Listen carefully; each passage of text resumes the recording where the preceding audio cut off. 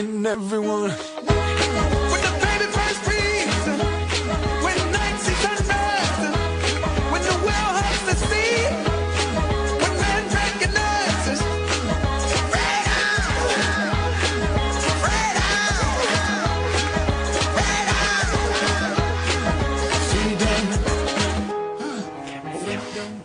Buonasera, ben arrivati, ben ritrovati a Universal Pleasure. Questa sera parliamo di solidarietà, vi spiegheremo perché. Intanto diamo il benvenuto a Roberto Masini, caporedattore del Corriere Romagna, giornalista. Buonasera. E diamo il benvenuto agli ospiti. Cristina Codicè, presidente del Centro 21. Buonasera Cristina. Buonasera. E Pironi Massimo, mi stavo sfuggendo il nome, Massimo Pironi, che è un volontario del Centro 21. Allora, Centro 21, vogliamo dire innanzitutto, spiegare come nasce, quando nasce e di che cosa si tratta, Cristina? Chiedo a te, poi chiedo a te. Centro 21 nasce da famiglie di ragazzi con disabilità, allora erano bambini perché a Riccione nasce nel 93, che è come sede distaccata di Centro 21 di Bologna. Poi pian piano i bimbi crescono, diventano dei ragazzi e le necessità cambiano, le loro necessità cambiano, Centro 21 si distacca da Bologna e assume una propria identità territoriale. Quindi chi ha avuto l'idea di farla proprio localizzare a Riccione? È il dottor Marco Maggi di Riccione che era stato fondatore di Centro 21 a Bologna. E tu Massimo, come ti sei avvicinato a questo centro? Ma io più che avvicinato al centro sono ritornato alle mie origini, che erano quelle del volontariato. La mia esperienza poi che si è trasformata anche in esperienza amministrativa e anche legislativa è partita da lì. Prima di fare l'esperienza amministrativa facevi già parte Assolutamente, io ho fondato, ma parliamo di anni che furono ormai, quindi parliamo degli anni 78, un'associazione di volontariato, in quel caso e in quel momento contro le tossicodipendenze, perché molti dei miei coetanei allora purtroppo hanno fatto i conti con questa esperienza. Si chiamava APE e anche allora aveva un aspetto che io ritengo importante, che era quello di non essere contro, ma per. Infatti era associazione per l'emancipazione e non certo contro qualcosa, non certo contro la droga, contro questo, contro l'altro, ma per l'emancipazione, perché bisogna partire dalla persona.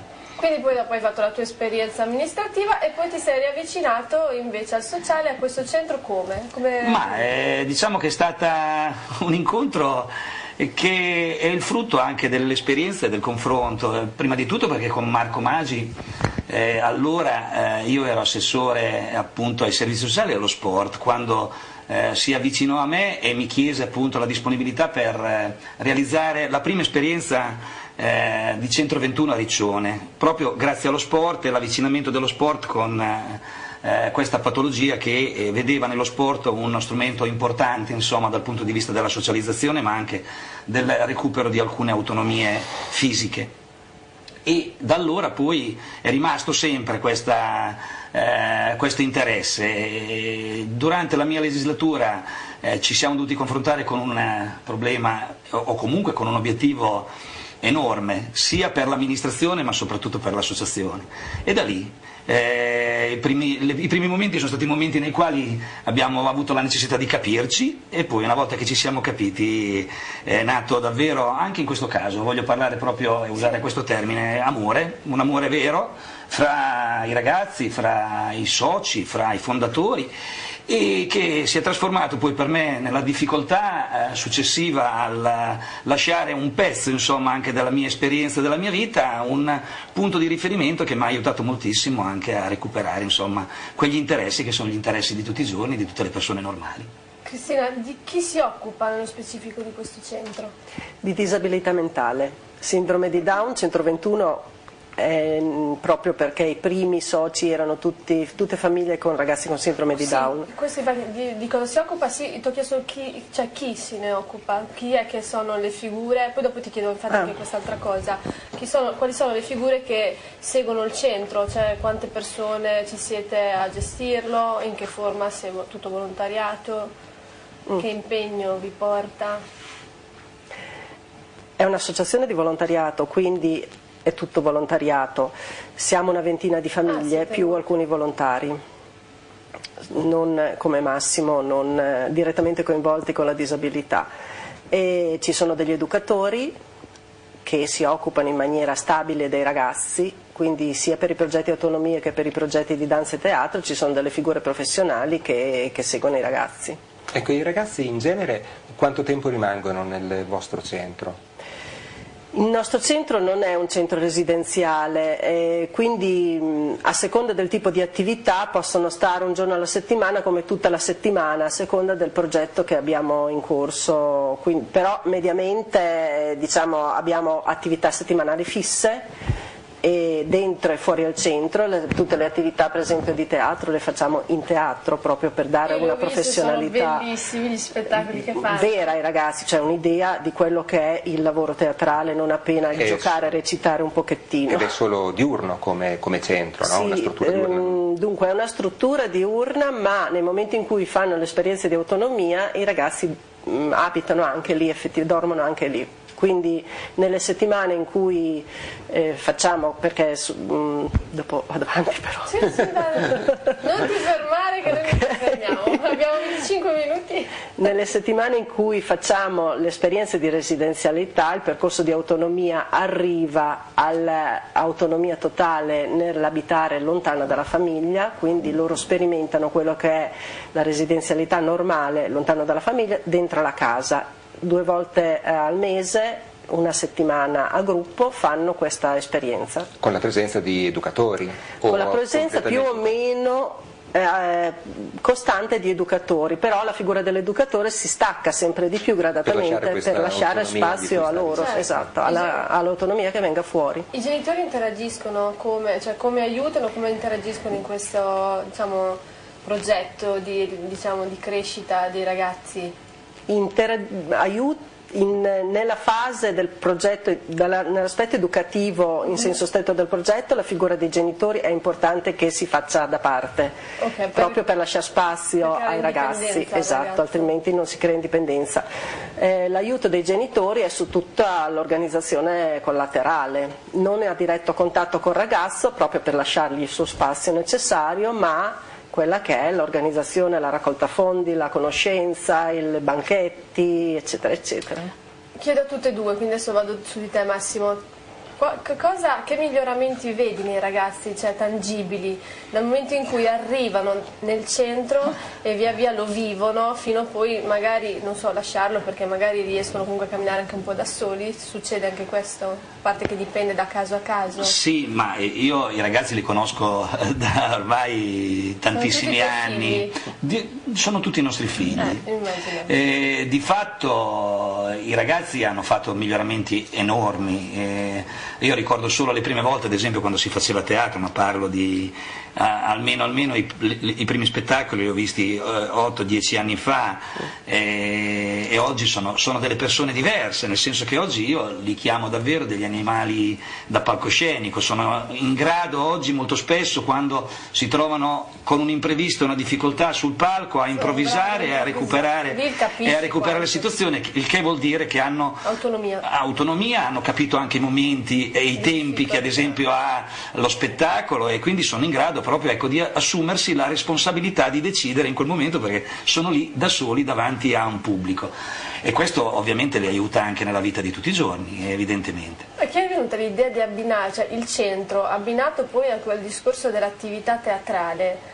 Cioè, com'è nato questo connubio? Perché questo è un percorso che è nato all'interno dell'associazione da tempo, proprio perché attraverso queste discipline si è appunto ormai, diciamo che anche le esperienze che si fanno fuori portano a constatare che possono essere opportunità forti di miglioramento e anche di recupero appunto delle loro autonomie, e anche di competenze, perché acquisiscono competenze che molto spesso non abbiamo neanche noi. Sì, no, e quindi questo è una cosa, così come dicevo allora si era partiti con lo sport, ecco, ad esempio lo sport è un altro sicuramente strumento importante. Ecco, sono tutti strumenti che messi assieme oggi ci portano ad aprire anche a nuove esperienze, proprio perché la casa è diventata non un luogo chiuso, e questo era uno degli obiettivi, ma quello di farli vivere Cioè quella casa è una casa della città, anzi vado più in là, non è solo della città, è di un territorio più ampio,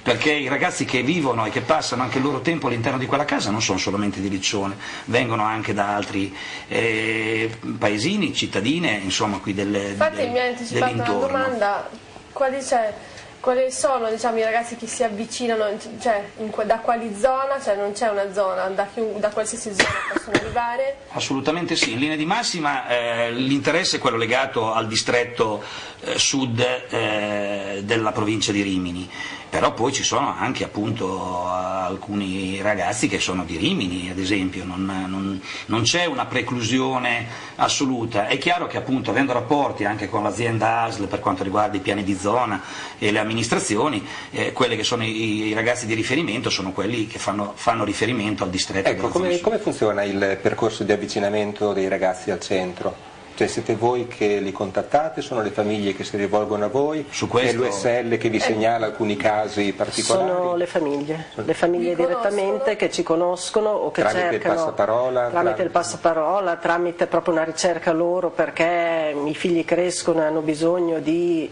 un aiuto nello specifico, quindi ci trovano e ci contattano. Poi dopo è chiaro che noi proponiamo un percorso abbastanza impegnativo sia per il ragazzo che per la famiglia, per cui magari non è un percorso per tutti. Cioè cosa consiste in questo percorso? Perché così facciamo capire da casa bene nello specifico come avviene l'aiuto a questi ragazzi.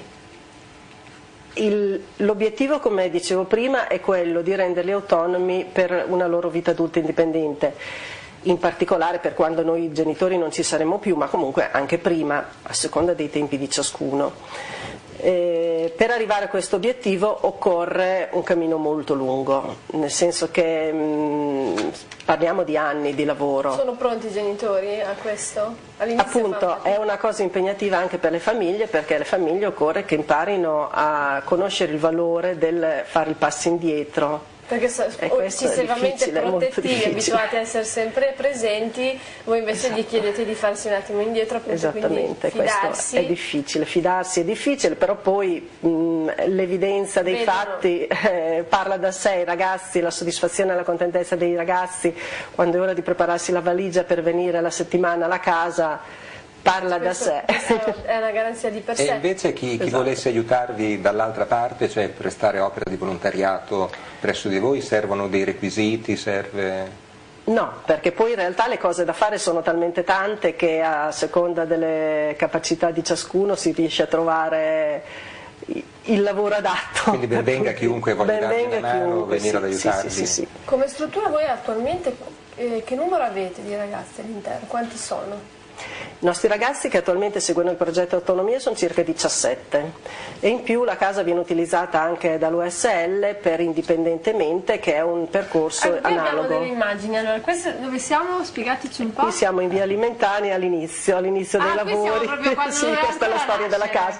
Sì, esatto, quelle sono le fondamenta della casa. Quindi Riccione, via Alimentani. Via Alimentani numero 15. Numero 15, ecco qui le fondamenta, giusto? Sì, è proprio all'inizio quello. Sta crescendo, il centro, andiamo avanti, vediamo altre immagini, ecco, che prende vita. Piano piano cresce. Massimo, tu sei andato a fare il muratore anche lì? No, sono andato a vedere la demolizione e peraltro è proprio anche curioso perché quella struttura e quell'abitazione era l'isolamento del centro estivo Bertazzoni.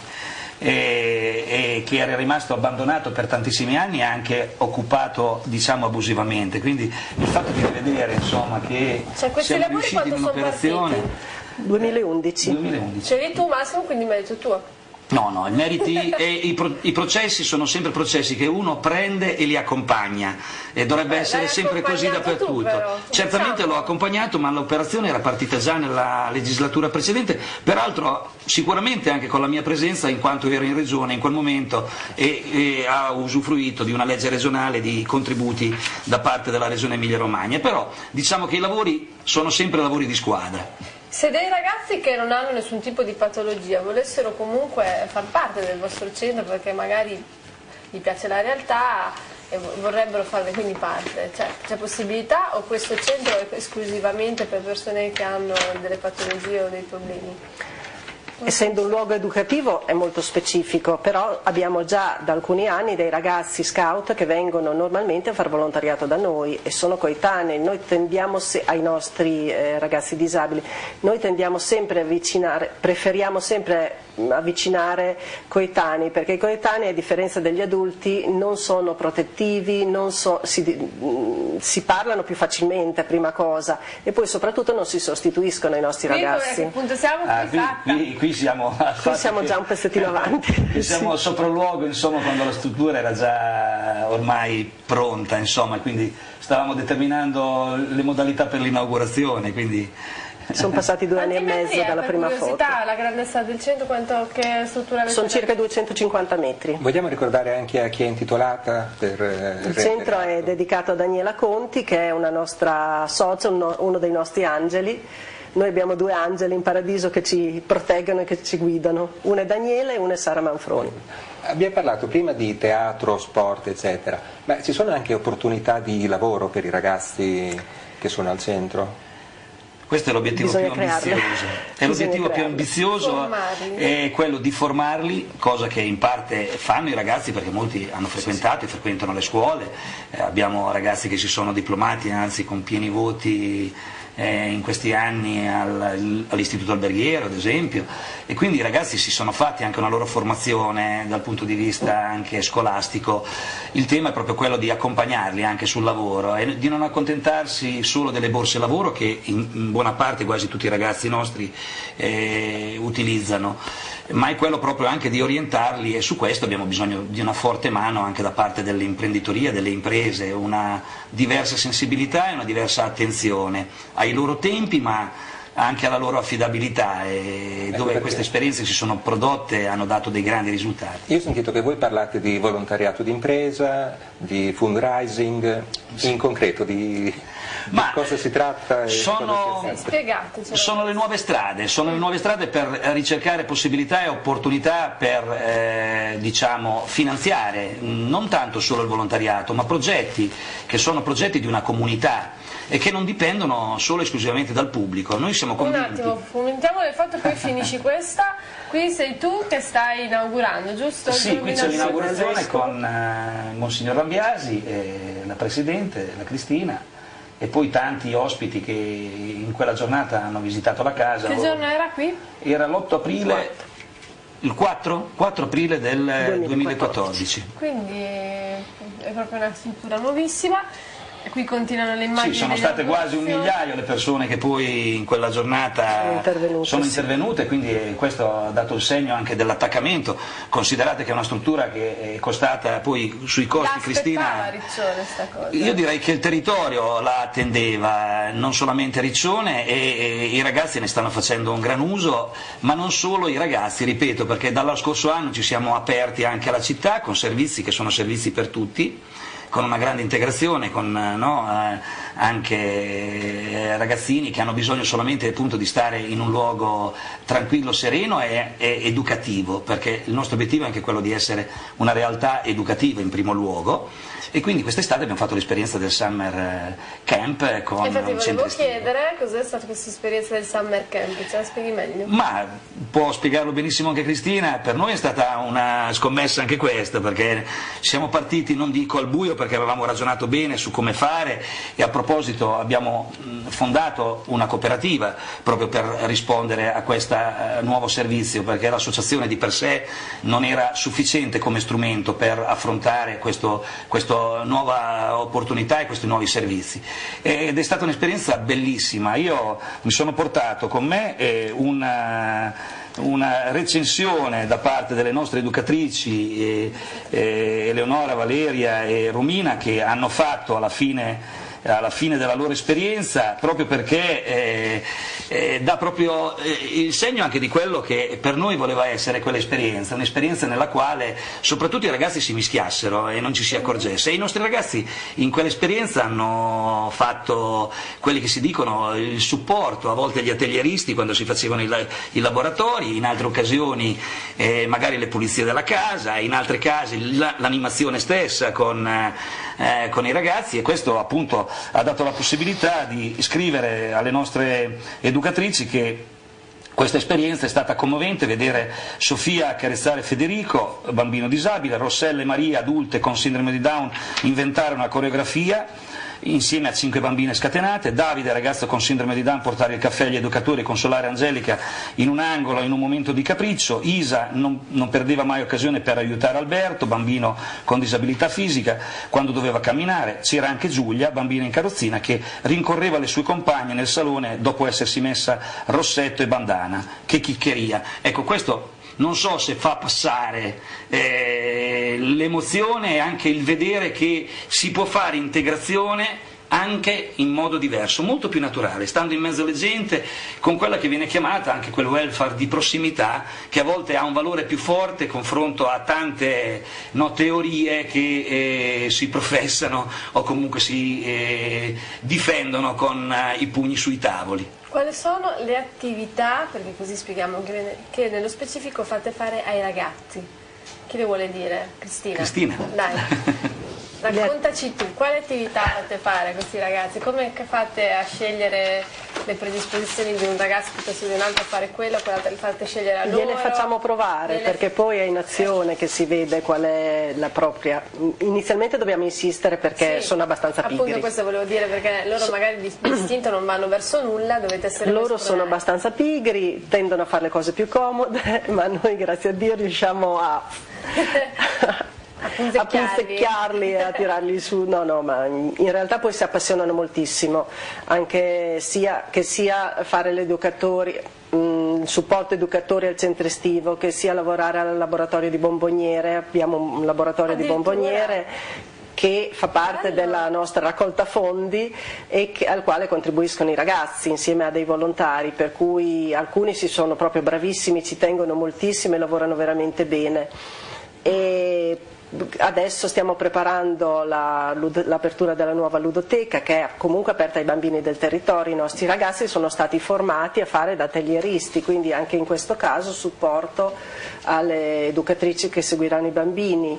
Quindi qualunque cosa noi cerchiamo di non cucirgliela addosso, ma fare in maniera che siano loro a contribuire alla costruzione di quello che stiamo facendo. Scusi, abbiamo poco tempo, la voglio dire, raccolta fondi, come avviene, e se volete fare un appello, perché c'è anche un discorso... L'appello lo fa Cristina, io dico solamente che il ragionamento che facevamo prima sul fundraising è proprio questo, noi siamo alla ricerca di imprese che vogliono sposare i nostri progetti. Sì, perché ti avevo interrotto. E direi che non abbiamo una matrice già pronta, vorremmo che l'incontro fosse proprio fra le imprese e i nostri progetti, in maniera tale che anche l'impresa possa trarre tutti i vantaggi che ritiene nell'ambito del marketing o anche di altre modalità dal rapporto che è realizzato con noi. Il fundraising poi si può esplicitare in tanti modi. Noi abbiamo fatto ad esempio un'esperienza l'anno scorso molto bella, una sera a cena con un'impresa. Bene, quella sera è stata spettacolare, i ragazzi hanno fatto le loro attività, hanno addirittura loro diretto le attività all'interno della serata, proprio in ragione anche di un'esperienza che avevano fatto di training. Ecco, noi pensiamo che in questo modo si fa davvero rifiorire anche quell'umanità che molto spesso in alcune aziende dove c'è solamente un obiettivo, che è quello del profitto, si dimentica, e da questo c'è un lavoro forte di team building, come oggi viene chiamato, dove le aziende molto spesso spendono migliaia di euro per formare i propri dipendenti. Ecco, qui è proprio naturale, viene naturale e fiorisce davvero l'umanità e quella bellezza che ci porta, ecco, a dare anche ancora di più anche all'interno dello stesso lavoro. Ok, non puoi darmi una risposta diplomatica su questo. Tu sei stato ex sindaco di Riccione. Sì. Riccione è una città a misura di questi ragazzi con dei problemi o no? E se no, che colpe ha l'ente pubblico e non puoi chiamartene fuori? No, io penso che il nostro territorio, anzi al largo, non è il problema di Riccione. Vorrei dire questa regione ha ormai una sua collocazione, ma anche una sua visibilità sul piano della coesione sociale e sul piano anche della valorizzazione di tutti i soggetti che operano all'interno di una comunità e di una società. No? Il termine ormai sussidiarietà da un lato e solidarietà da noi sono fortemente presenti. Io mi auguro solo che col tempo si ritorni anche da noi a lavorare E questo riprendo proprio anche dalle parole di Monsignor Lambiasi, che in più occasioni nei suoi saluti a fine anno, anzi forse in questi giorni sarà appunto ancora una di queste occasioni, non smetteva mai agli amministratori di ripetere questa cosa, di lavorare per e non contro.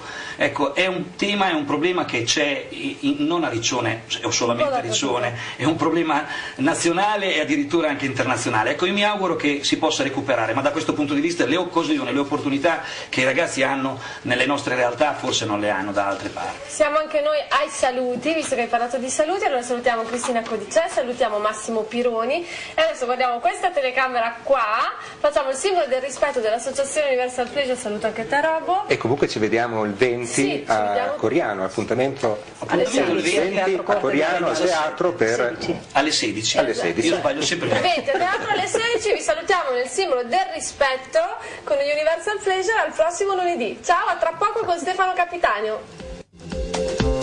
Atelier Interni SRL è centro arredamento di concezione moderna e di avanguardia, con team di professionisti che operano nel settore arredo, architettura e design da oltre 20 anni. Abbiamo ideato, progettato e allestito uffici, le abitazioni e le varie attività dei nostri clienti con particolare attenzione alla bellezza, qualità del prodotto, alla funzionalità del progetto e dell'efficienza del servizio, per rendere il vostro vivere quotidiano più confortevole, sicuro e rispettoso dell'ambiente. Visitate il nostro sito internet o il nostro showroom da lunedì a sabato. Sarete accolti in un clima gradevole e familiare, ma allo stesso tempo tecnico ed elegante, ricco di momenti di design. In più ci occupiamo anche della tua illuminazione, perché Atelier Interni SRL arreda e illumina la tua vita. Ci trovi a Serravalle di San Marino in via Bustamonte 3, info 0549 904602 o www.atelier-interni.com.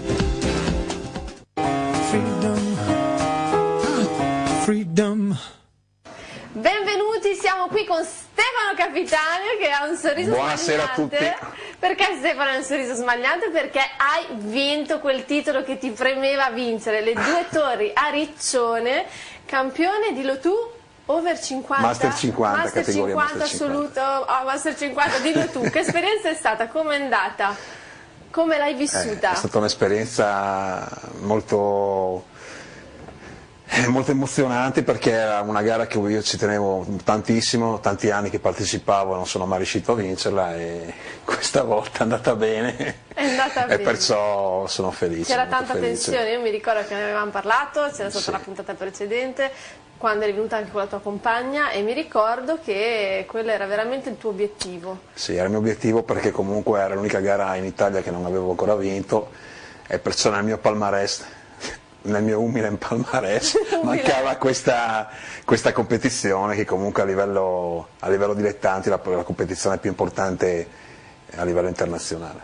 Quindi adesso facci sentire la tua gioia, cioè, l'altra volta ci hai trasmesso la tua tensione, adesso io voglio sentire, a questo punto è arrivato contento, il tuo massimo traguardo era quello in famiglia, che sospiro di sollievo è stato per loro? Perché io mi immagino, mi metto nei panni dei tuoi familiari e pensare, oddio se non ce la fa Stefano. Diciamo che per me, friulano trapiantato a Rimini da 3 anni, avere tutto il palazzetto, insomma il palacongressi, diciamo che era almeno il 70% che ti fa Era per tutto me, tuo. perché comunque c'erano tanti ragazzi della Gold, e dove io mi alleno a Riccione in via Io ho Veneto, visto le che immagini, voglio sì. anche salutare tutti i ragazzi che sono salutiamo, venuti li a salutiamo. sostenermi.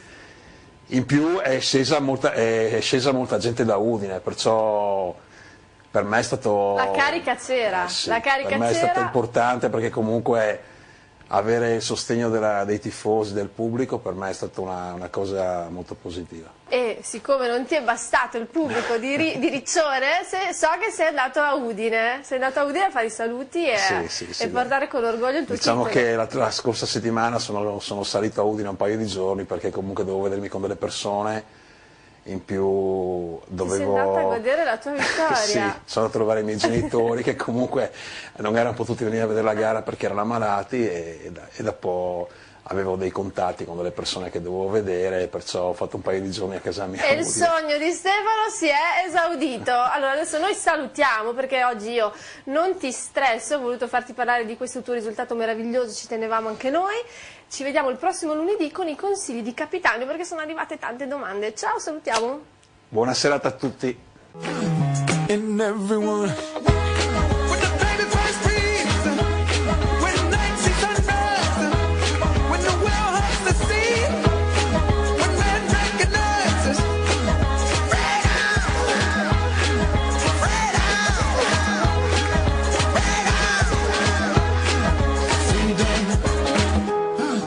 freedom, freedom.